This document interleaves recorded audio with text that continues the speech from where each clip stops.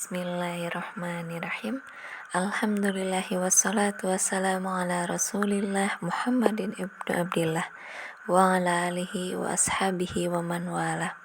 Anak-anakku sekalian yang dirahmati Allah, Assalamualaikum warahmatullahi wabarakatuh. In the name of Allah, the Beneficent of Merciful, all praises be to Allah, the Lord of the world, the Master of the After, the Creator of everything in this universe, and there is nothing like that. Salawat serta salam semoga tercurah limpahkan atas junjungan Rasul kita Muhammad Sallallahu Alaihi Wasallam, kepada ahlul bait, sahabat-sahabatnya, pengikutnya, hingga semoga sampai kepada kita selaku umatnya hingga yaumil akhir. Amin. Sebuah kebahagiaan besar mendapatkan kesempatan berharga untuk kita bisa sama-sama belajar tafsir mengenai Al-Quran surat Al-Adiyat dari 1 sampai dengan 11. Nah, untuk kelancaran kegiatan pesantren Ramadan hari ini, alangkah lebih baiknya kalau kita memulai dengan bacaan basmalah bersama-sama. Hayya nabda'u bi qiraati basmalah jama'atan. Bismillahirrahmanirrahim. Bagaimana kabar anak-anakku sekalian? Semoga kita selalu berada dalam lindungan Allah Subhanahu wa taala. Sebelumnya izin memperkenalkan diri. Untuk materi hari ini akan dibawakan oleh Ibu Ani Fitriani Burhan.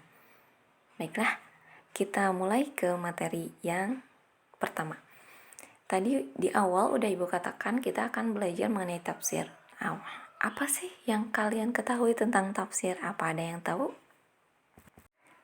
Nah, untuk di slide yang pertama itu ada penjelasan mengenai tafsir. Tafsir itu apa sih? Nah, tafsir itu menurut bahasa adalah penjelasan atau keterangan.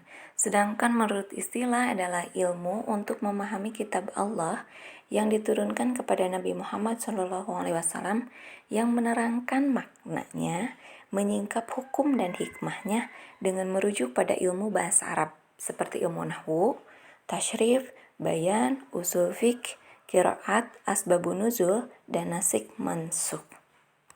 Lantas ada pertanyaan nih, kok Bu, tafsir Al-Qur'annya ngambil surat Al-Adiyat? Nah, karena surat Al-Adiyat ini adalah surat ke-100 dalam Al-Qur'an. Surat ini terdiri dari 11 ayat dan termasuk surat Makkiyah. Al-Adiyat ini memiliki arti kuda yang berlari kencang. Nama ini diambil dari ayat pertama yang Allah bersumpah atas nama kuda tersebut. Nah, istimewanya kenapa sih? Kok kuda ini bisa dicantumkan dalam Al-Quran? Karena kuda ini merupakan hewan yang memiliki keistimewaan dibanding hewan-hewan yang lainnya. Kenapa? Karena pengorbanan dari kuda ini terbukti jelas. Untuk itu, marilah kita sama-sama membaca Quran surat Al-Adiyat dari 1 sampai dengan 11 bersama-sama. A'udzu billahi minasyaitonir rajim. Bismillahirrahmanirrahim. Wal 'adiyati dhabha fal muriyati qadha fal mughirati subha fa atharna bihi naq'a fa wasatna bihi jam'a innal insana lirabbihi lakanud wa innahu ala dhalika lasyahid wa innahu lihubbil khairi lasyadid afala ya'lamu idza bu'shira ma fil qubur wa hussila ma fis sudur inna rabbahum bihim yawma idzil lakhabir. Sadaqallahul adzim. Nah, perlu diketahui oleh anak-anakku sekalian, di sini kan ada dalam Al-Quran itu ada surat Makkiyah dan ada surat Madaniyah. Nah, ini tidak terikat berdasarkan tempat ya. Jadi, kenapa dikatakan surat Makkiyah itu tidak ada kaitannya, misal karena surat tersebut diturunkannya di kota Mekah atau surat tersebut diturunkannya di kota Madinah. Tidak. Melainkan kenapa sih dikatakan surat Makkiyah? Karena surat tersebut diturunkan tatkala Rasulullah berada di kota Mekah. Sedangkan kenapa sih dikatakan surat Madaniyah? Itu karena surat tersebut turun setelah Rasulullah hijrah ke kota Madinah. Jadi ini tidak terikat berdasarkan tempat turunnya surat tersebut. Masuk di slide tafsir yang pertama. Di situ ada penjelasan mengenai ayat yang pertama, wal adiyati dobha, demi kuda perang yang berlari kencang dengan terengah-engah. Kata al-adiyat ini berasal dari kata ada ya'udu yang berarti jauh atau melampaui batas. Dari kata itu muncul berbagai derivasi namun tetap mengandung makna jauh. Derivasi itu adalah proses pembentukan kata baru namun memiliki makna yang sama. Di sini ada 3, adu, al-adu, dan uduwan. Ya, nah 3 kata tersebut masih bersumber dari satu kata yang di atas, ada ya'udu. Kemudian di kata yang selanjutnya ada dobhan, berarti dengusan nafas saat berlari.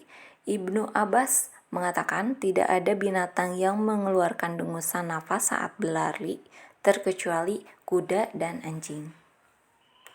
Ayat yang kedua ini ada falmuriyati qadhan, kuda yang mencetuskan api dengan pukulan kuku kakinya. Jadi di sini dijelaskan bahwasannya al-muriyat itu menunjukkan pelaku yang menyalakan api. Pelakunya ini adalah kuda tersebut ya. Jadi kenapa sih kok bisa sampai dia mencetuskan api? Karena saking kencangnya kuda tersebut berlari yang mengakibatkan adanya gesekan antara kaki si kuda beserta dengan batu. Jadi Ibnu Katsir menafsirkan ayat ini yakni suara detak teracaknya ketika menginjak batu-batuan, lalu keluarlah percikan api darinya. Di ayat yang ketiga, falmugirati subhan. Nah, di sini ada kisah, yaitu di waktu musuh sedang lengah, lalai atau mengantuk, angkatan perang atau pasukan kuda tersebut tiba-tiba datang laksana diturunkannya dari langit. Ini menurut Buya Hamka dalam Tafsir Al-Azhar. Di ayat yang keempat, fa'atharna bihi naq'a, sehingga ia menerbangkan debu. Jadi Ibnu Katsir menjelaskan bahwasanya di ayat ini selain dari kencangnya kuda yang dapat mengakibatkan percikan api, juga mengakibatkan debu-debu juga ikut berterbangan. Di ayat yang kelima, fawasatna bihi jam'a, lalu menyerbu ke tengah-tengah kumpulan musuh.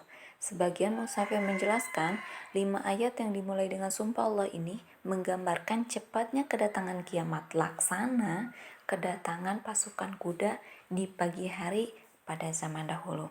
Jadi saya Adil Muhammad Khalil menjelaskan sumpah Allah ini dengan kuda perang dalam 5 ayat untuk menunjukkan bahwa kuda itu melakukan semua hal yang diperintahkan oleh Allah Subhanahu wa taala.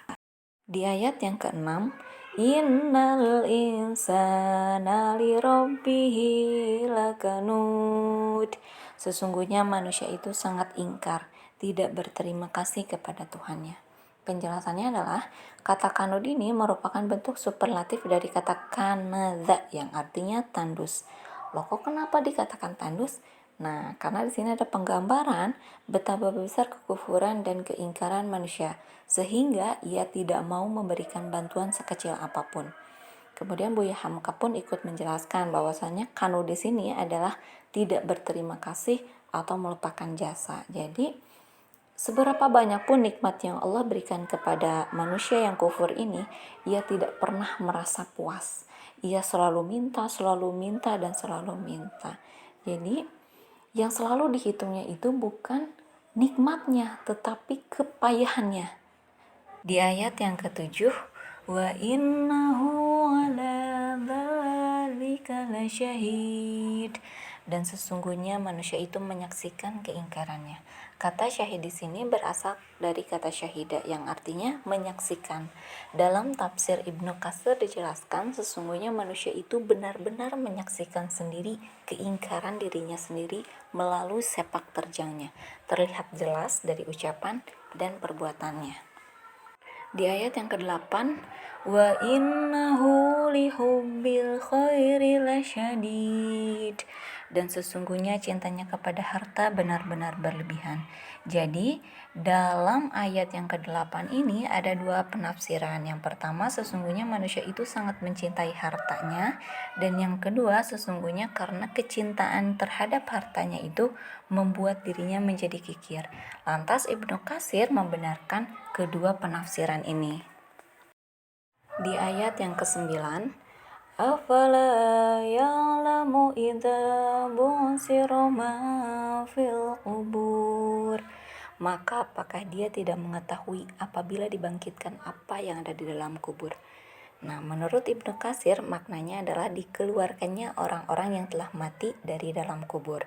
Az-Zuhali juga menafsirkan orang-orang yang ada di dalam kubur ini akan dibangkitkan. Di ayat yang ke-10, wa husila ma fis sudur. Dan apa yang tersimpan di dalam dada yang dilahirkan. Kata usila ini memiliki arti memisahkan, mengemukakan, dan menghimpun. Kata as-sudur merupakan bentuk jamak dari kata as-sodru yang artinya dada. Maknanya adalah hati manusia. Di ayat yang ke-11, inna rabbahum bihim yauma idzil lakhabir. Sungguh, Tuhan mereka pada hari itu maha teliti terhadap keadaan mereka. Kata khabir berasal dari kata khabaro yang artinya pencarian untuk mencapai pengetahuan yang pasti tentang hakikat sesuatu.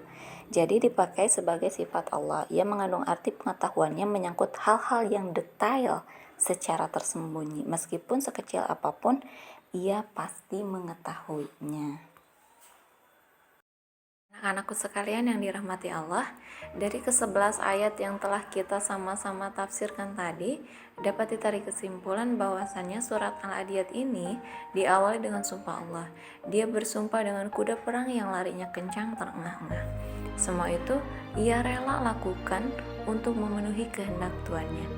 Nah, ini juga sebagai pengingat bahwasannya manusia justru kenapa kok lebih sering mengingkari nikmat-nikmat Allah. Maka dari itu, manusia diingatkan agar tidak mencintai dunia yang membuatnya bakhil. Sementara nanti ketika dibangkitkan dari kubur, harta dunia yang dulu dicintainya itu tidak memberikan manfaat apa-apa. Nah, maka pada saat itu ditampakkan segala yang tersembunyi di dalam hati, termasuk betapa besar cintanya kepada dunia, termasuk betapa besar kebakhilannya. Manusia diingatkan di hari kebangkitan ada hisab, ada balasan, dan Allah Maha mengetahui serta tidak ada yang tersembunyi darinya meskipun dirahasiakan serapat-rapatnya. Sekian pemaparan dari Ibu. Mohon maaf apabila ada kesalahan dan kekurangan. Dan untuk tugas silakan lihat di slide terakhir. Ditutup. Wabillahi taufiq wal hidayah. Wassalamualaikum warahmatullahi wabarakatuh.